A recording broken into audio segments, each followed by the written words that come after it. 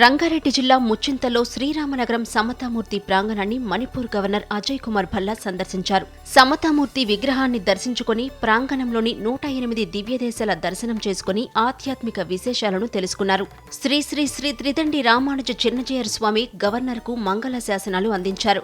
అలాగే 1984 బ్యాచ్కు చెందిన సుమారు 100 మంది రిటైర్డ్ ఐఏఎస్ అధికారులు ముచ్చింతల్ను సందర్శించారు. చిన్నజీయర్ స్వామిని కలుసుకుని ఆశీస్సులు పొందారు. అనంతరం ఎస్ఆర్ఎస్ ను సందర్శించారు.